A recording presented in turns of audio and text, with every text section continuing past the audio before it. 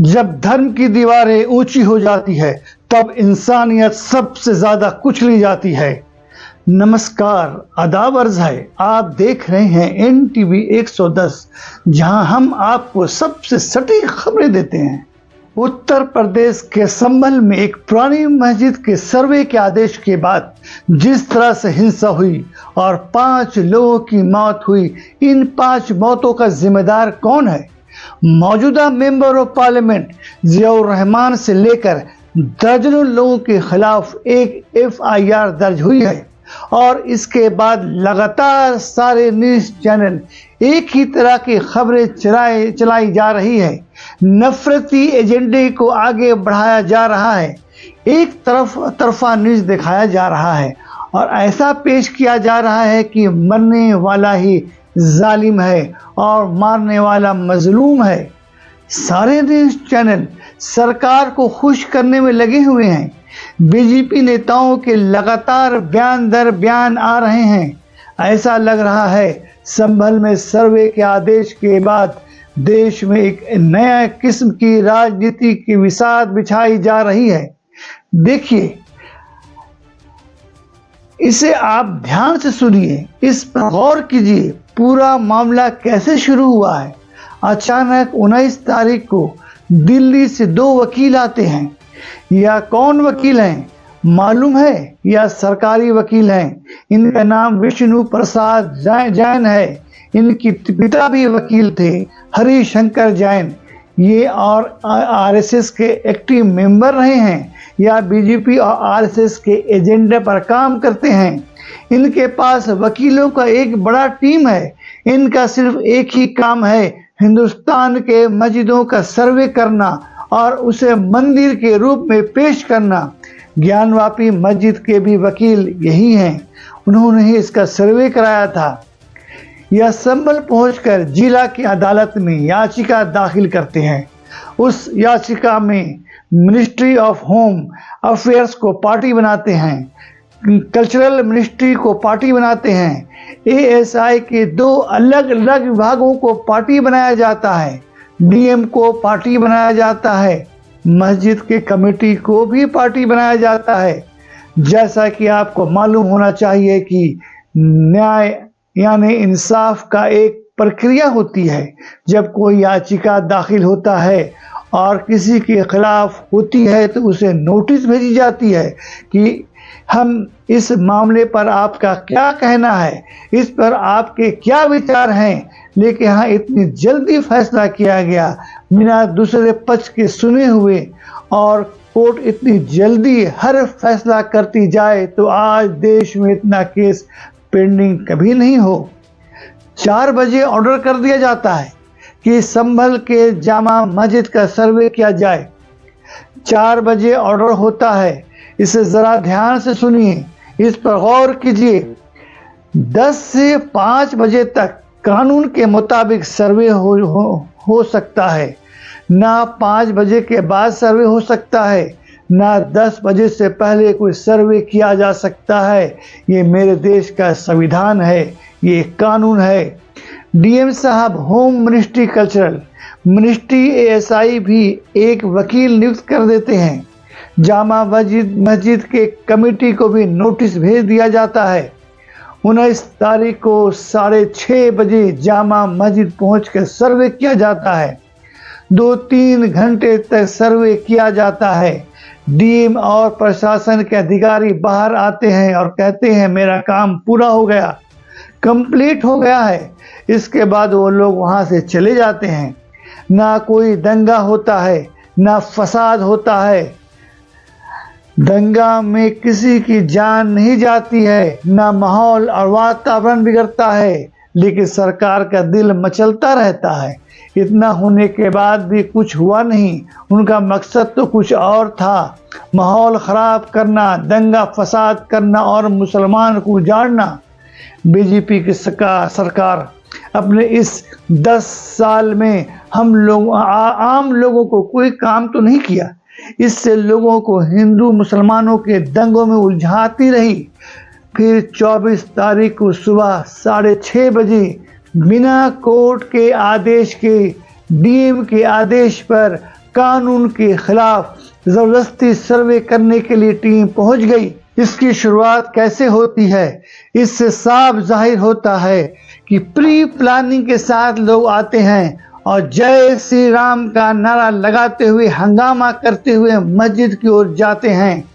असली देश विरोधी तो ही लोग हैं। देखिए ये वीडियो जिसमें साफ दिख रहा है कि सर्वे करने के बाद जानबूझकर धार्मिक नारे लगाकर एक माहौल बनाया गया और मुसलमानों को उकसाने की कोशिश की गई और ऐसा एहसास दिलाया गया कि इस मस्जिद को भी गुंडे मवाली तोड़ देंगे और मूर्ति रखने की कोशिश करेंगे, जिस तरह से राम मंदिर में किया गया था।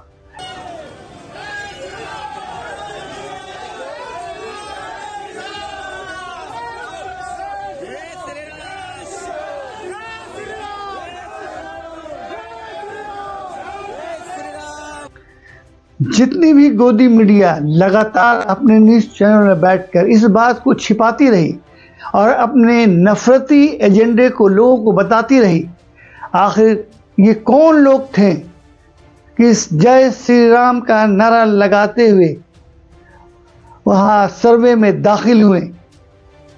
क्या लोग खामोश क्यों बैठे रहें? देखिए, ये सर्वे की टीम में वकील विष्णु शंकर जैन और साथ में बीजेपी और आरएसएस के कार्यकर्ता धार्मिक नारा लगाते हुए मुस्लिम मोहल्ला से क्रॉस कर रहे हैं और पूरे मोहल्ले को पुलिस छावनी में बदल दिया जाता है। 19 का सर्वे शांतिपूर्वक हुआ था और यह सब तमाम झाम भी नहीं हुआ था। सुबह में लोग अपने घरों में सो रहे थे। धार्मिक नारा और पुलिस फोर्स की इतनी संख्या देखकर वहां के लोग इकट्ठा होने लगे। लोग जानना चाहते थे कि 19 को सर्वे कोर्ट के आदेश से हो चुका था, 24 को फिर डीएम के आदेश से सर्वे कैसे हो रहा है? ये लोग कौन हैं जो धार्मिक नारा लगा रहे हैं और पुलिस ने इन्हें कुछ नहीं कर रही है? एक बात मैं यहाँ हर आप लोगों को बता देता हूँ कि मेरे देश का कानून है, संविधान है कि आप उसको अपने नज़रों से शांतिपूर्वक देख सकते हैं और कुछ गलत लगे तो शांतिपूर्वक इसका विरोध भी कर सकते हैं। यह हमारे देश का कानून है, संविधान है। यह साफ जाहिर हो रहा है कि पब्लिक किसी तरह का कहर कोहराम नहीं मचा रही है। सिर्फ जनता जानना चाह रही थी कि यह क्या हो रहा है, ये कौन लोग हैं जो धार्मिक नारा लगा रहे हैं और पुलिस क्या कर रही है। जनता पूछ रही थी। अगर प्रशासक सही तरह से समझा देती तो ऐसा नौबत कभी नहीं आता। लोगों के पूछने के बदले पुलिस ने लाठीचार्ज करनी शुरू कर दी। लोग जख्मी हो गए। उसके बाद पथराव शुरू हुआ और हंगामा बढ़ने लगा।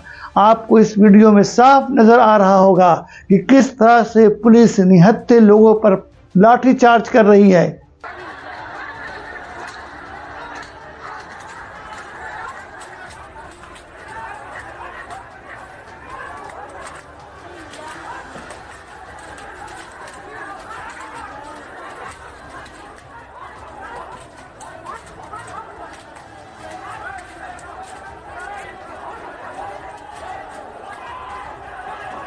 देखिए यह वीडियो किस तरह से लाठी चार्ज कर रही है पुलिस।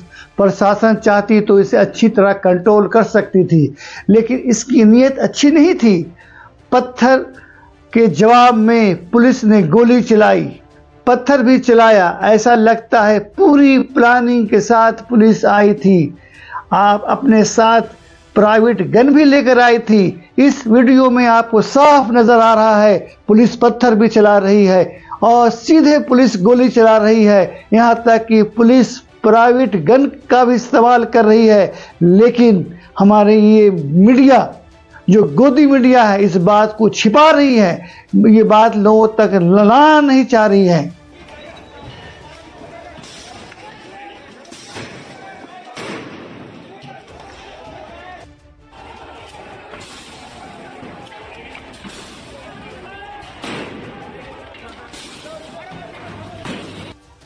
असदुद्दीन ओवैसी ने भी संबलपुर के जामा मस्जिद के विवाद पर सरकार को घेरते हुए ये कहा कि ये सबसे पहली बात तो ये है कि संभल की चंडोसी की जो जामा मस्जिद है वो कोई 50 साल 100 साल नहीं बल्कि 200-250 साल पुरानी मस्जिद है, उससे ज़्यादा है।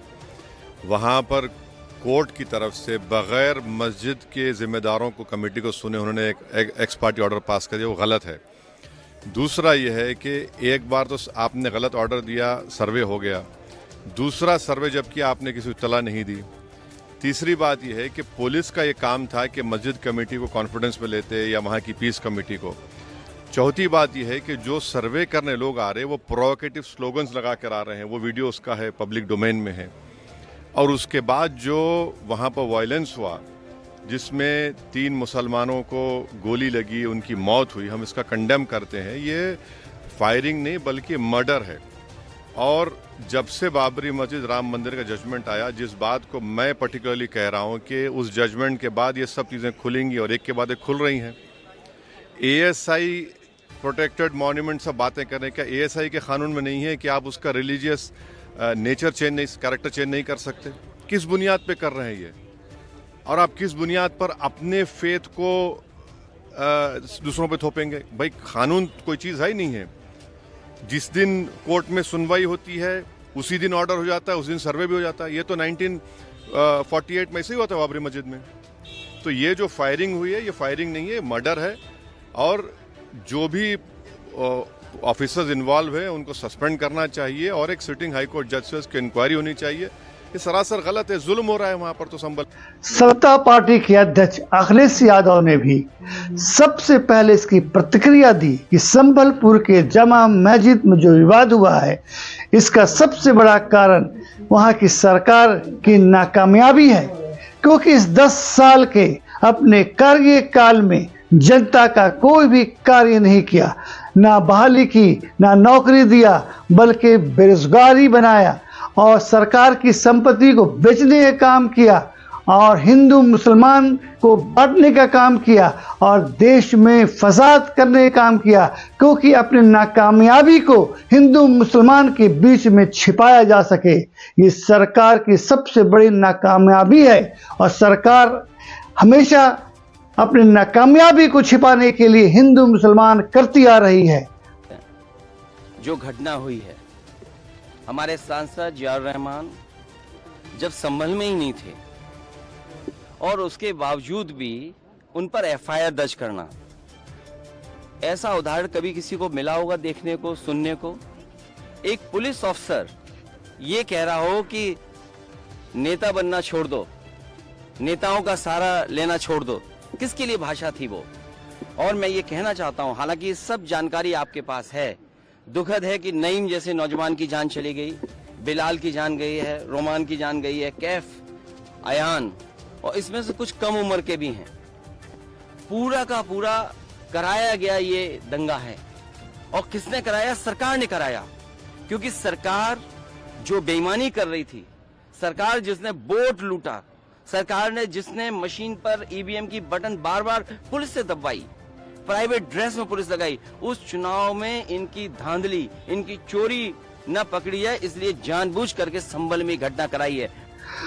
धर्म का असली मकसद जोड़ना है, तोड़ना नहीं।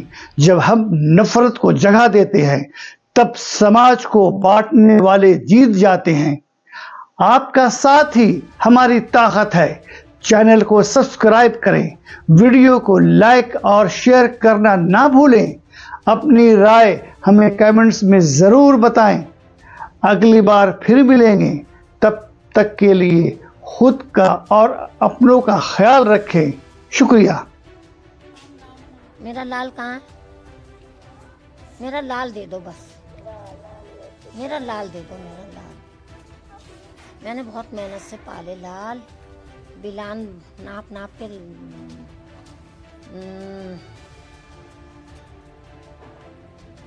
मेरे लाल को दे दो।